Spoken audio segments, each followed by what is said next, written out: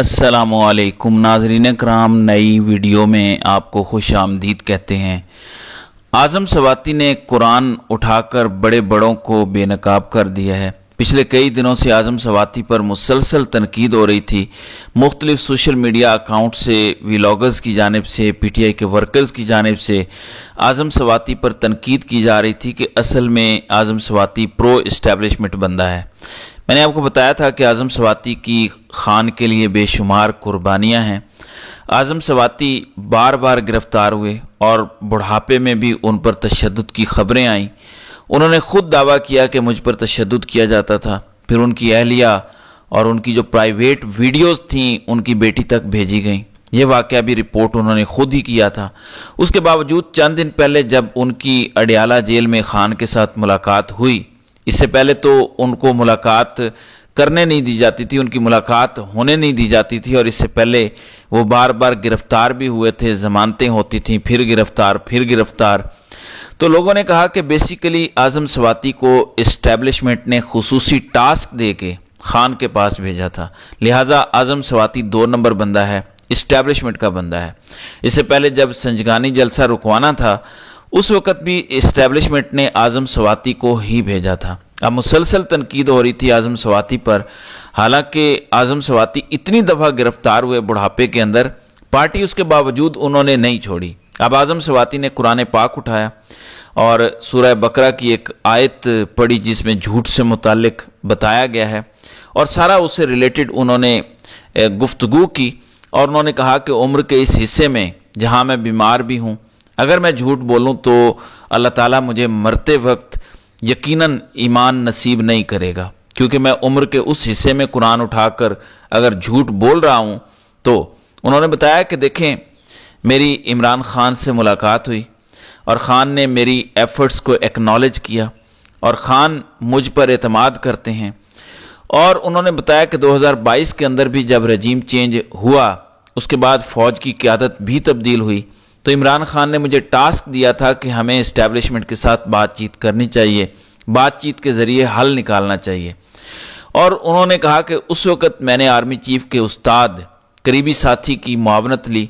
मैंने डॉक्टर आरिफ अलवी, जो कि उस वक़्त सदर थे, उनके ज़रिए भी आर्मी चीफ से बात करने की कोशिश की। मैंने एक टीवी एंकर, उन्होंने कहा कि मैं उनका नाम नहीं लूँगा, एक टीवी एंकर के ज़रिए भी आर्मी चीफ तक पहुँचने की कोशिश की। कुछ दीगर चैनल्स भी इस्तेमाल किए, लेकिन मुझे कामयाबी नहीं मिली। और उन्होंने कहा कि जहां तक बात है संजगानी 22 अगस्त वाला जो मामला था, जो जलसा था, जहां पे पीटीआई ने जलसा करना था और सुबह 7 बजे जेल खुल गई थी, तो जाहिर है 7 बजे जेल इस्टेब्लिशमेंट ही खुलवा सकती है, और किसने खुलवानी थी। लेकिन आज़म सवाती ने कहा कि मैं डायरेक्ट इस्टेब्लिशमेंट के कहने पर नहीं गया था, यानी मुझे पता ही नहीं था कि वो इस्टेब्लिशमेंट ने खुलवाई या किसने जेल खुलवाई। मुझे यह टास्क अली अमीन गंडापुर, उमर अयूब और शिबली फराज ने सौंपा था। यानी अगर इस्टेब्लिशमेंट ने कोई राब्ता किया भी था तो उनके साथ, उन लोगों के साथ किया था। मुझे तो उन्होंने कहा था कि आपने सुबह सुबह बैरिस्टर गौहर के साथ जाना है और जाके इमरान खान को मनाना है कि जलसा कैंसिल करें। आप ज़रा अंदाज़ा करें, जो लोग आज़म सवाती पर तनकीद कर रहे हैं, अब शिबली फराज क्या हैं, अली अमीन गंडापुर क्या हैं, असल में तो फिर राब्ते उनके हैं। बहरहाल ये अब सूरत हाल सामने आई है। तो उसके बाद फवाद चौधरी, जो मुसलसल पीटीआई की आदत पर उनकी पॉलिसियों की वजह से, और फिर उनकी अपनी भी एक ज़ाहिरा जलन है कि वो जमात से निकल गए और अब वापसी के लिए वो काफ़ी कोशिश कर चुके हैं, लेकिन उसके बावजूद वो पीटीआई में शामिल नहीं हो पा रहे। तो उनकी जानिब से एक ट्वीट आया। उन्होंने कहा कि आज़म सवाती ने इंकशाफ किया है कि रावलपिंडी जलसे को मनसूख करवाने का इस्टेब्लिशमेंट की दरख्वास्त पर मबनी पैगाम इमरान खान को पहुंचाने के लिए शिबली फराज ने उन्हें दरख्वास्त की। शिबली फ्रॉड वो खुशकिस्मत शख्सियत हैं कि जब हम जेलों में तशद्दुद सह रहे थे तो वो अपने घर में बराजमान थे।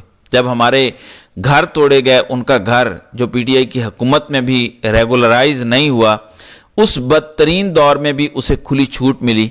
और माशाल्लाह फ्रॉड साहिब, यानी वो शिबली फराज को कह रहे हैं, फ्रॉड साहिब सबसे अहम रहनुमा है।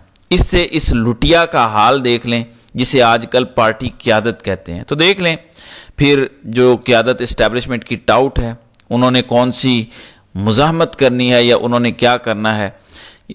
تو اس حوالے سے فواد چودھری کی جانب سے اچھی خاصی تنقید کی گئی ہے۔ اب دوسری خبر ہے میاں نواز شریف کی، جو کہ اکتوبر 2023 کے اندر 21 اکتوبر کو وہ خصوصی طیارے سے بڑے پروٹوکول کے ساتھ اسلام آباد ایئرپورٹ آئے، اس کے بعد بائیو میٹرک ہوا اور وہ سارا تماشا سبھی نے دیکھا۔ پھر وہ مینار پاکستان پر گئے، چند لوگوں سے خطاب کیا، کبوتر شبوتر اڑائے، اور اس کے بعد میاں صاحب کے ساتھ جو کچھ ہوا یا میاں صاحب نے جو کیا وہ سب آپ کے سامنے ہے۔ لہٰذا اب خبر یہ ہے کہ میاں نواز شریف ایک دفعہ پھر سے لندن جانے جا رہے ہیں۔ شہباز شریف بیلاروس جا رہے تھے، وہ جو الیگزینڈر لوکاشینکو ہیں بیلاروس کے صدر، یہ 26 نومبر کا جب واقعہ ہوا تھا ڈی چوک والا، اس وقت وہ پاکستان آئے ہوئے تھے، اور پھر جو سارا معاملہ ہوا ان کا ڈیلیگیشن اس وقت اسلام آباد میں موجود تھا۔ اس کے بعد انہوں نے شہباز شریف کو دعوت دی کہ اب آپ بھی تشریف لائیں ہمارے ملک۔ تو شہباز شریف غالباً اگلے چند دنوں میں بیلاروس کا دورہ کرنے جا رہے ہیں، لہٰذا خبر یہ ہے کہ ادھر سے نواز شریف ہو سکتا ہے ان کے ساتھ ان کی صاحبزادی مریم نواز بھی ہوں، وہ لندن جائیں، اور میاں صاحب بتایا جا رہا ہے کہ غالباً 2 ہفتے سے زائد لندن کے اندر قیام کریں گے، اہم ترین ملاقاتیں کریں گے، کچھ سیاسی ملاقاتیں بھی کریں گے۔ بتایا جا رہا ہے کہ علاج کے سلسلے میں جا رہے ہیں، اور ہو سکتا ہے ڈاکٹر عدنان وہ بھی ان کے ساتھ ہوں۔ شریف میڈیکل یونیورسٹی کے وہ چانسلر بھی ہیں، اور پھر میاں صاحب کے قریبی دوست ہیں، میاں صاحب کے ساتھی ڈاکٹر بھی ہیں۔ پلیٹلیٹس جب گر رہے تھے، وہ جو ساری سازش تیار کی گئی تھی، ڈاکٹر عدنان اس سب میں میاں صاحب کے ساتھی تھے، شامل تھے۔ تو شہباز شریف بیلاروس کا دورہ ختم کریں گے، اور اس کے بعد شہباز شریف بھی پیچھے پیچھے 2 سے 3 دن کے لیے لندن پہنچ جائیں گے۔ ہو سکتا ہے وہ بھائی کی ملاقاتوں پر نظر رکھنے کے لیے جائیں، یا دونوں مل کر وہاں پہ لندن جا کے ایسا کوئی منصوبہ تیار کریں، شاید کوئی نیا لندن پلان تیار ہو رہا ہو جو لندن کے اندر ہی ہونا ہے، ادھر نہیں ہو سکتا۔ بہرحال غالباً ایسا لگ رہا ہے کہ میاں نواز شریف، جن کو اب پتہ لگ گیا ہے کہ اسٹیبلشمنٹ ملاقاتیں کر رہی ہے، ڈاکٹرز بھی بلوائے تھے اور انڈر پریشر بھی ہیں، معاملات بھی ہیں، پھر وہ مریم نواز اور محسن نقوی کی ملاقات، اور بہت کچھ ایسا ہو سکتا ہے۔ تو ہو سکتا ہے، کیا پتہ، لگتا ہے پاکستان کے اندر کسی وقت بھی کچھ بھی ہو سکتا ہے ہمارے ساتھ ہاتھ ہو جائے، یا کبھی ہاتھ ہو جائے۔ ہم ہمیشہ قیامت کی صبح تک تو اقتدار میں نہیں رہیں گے، اور ہم نے جو کر دیا ہے، ہم کونسلر تک نہیں بن سکتے، اپنے جاتی عمرہ سے ایون گوال منڈی سے کونسلر نہیں بن سکتے۔ تو اب ہو سکتا ہے ہمیں پرانا جو بیانیہ ہے ووٹ کو عزت دو والا، اس پر کوئی ٹاکی شاکی مارنی پڑ جائے، ہو سکتا ہے اس طرح کی کوئی صورتحال بن جائے، یا کوئی اشارے نظر آئے ہوں تو ہمیں ملاقاتیں کرنی چاہیے۔ ہو سکتا ہے وہ جو امریکہ والا پریشر ہے وہ اسٹیبلشمنٹ سے برداشت نہ ہو پائے، تو ہمیں ملاقاتیں کرنی چاہیے، اپنا ہمیں وہ سامان اور اپنی صورتحال تیار کرنی چاہیے۔ لہٰذا اب ذرائع یہ دعویٰ کر رہے ہیں کہ نواز شریف لندن سے دوبارہ سیاسی سرگرمیوں کا آغاز کریں گے۔ اس موقع پر کئی اہم سیاسی رہنماؤں سے ملاقاتیں بھی کریں گے، کئی اہم رہنماؤں سے۔ اب رہنما بظاہر تو سارے ہی پاکستان میں ہیں، زرداری صاحب بھی بیمار ہو کے پاکستان میں بیٹھے ہوئے ہیں۔ کون سی اہم چیزیں ہوں گی؟ کیا وہاں پہ کوئی خفیہ مذاکرات ہوں گے جو یہاں پہ نہیں ہو سکتے؟ کیا میاں صاحب واقعی اچانک علاج کے لیے جا رہے ہیں، یا پھر وہ سیاسی اہم ملاقاتوں کے لیے جا رہے ہیں؟ بہرحال کھچڑی پک رہی ہے، اس سے یہ اندازہ ہوتا ہے کہ کوئی نہ کوئی کھچڑی ضرور پک رہی ہے، اور میاں صاحب بارہا کہہ چکے ہیں کہ وہ ایکٹیو ہوں گے، ان کی اپنی پارٹی بھی بارہا کہہ چکی ہے کہ میاں صاحب ایکٹیو ہوں گے، لیکن میاں صاحب ٹھوس ہو جاتے ہیں۔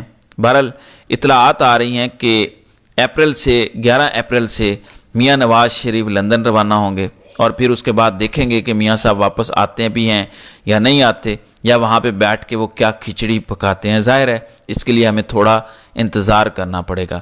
تو ناظرین کرام، آپ کی اس ویڈیو کے حوالے سے کیا رائے ہے؟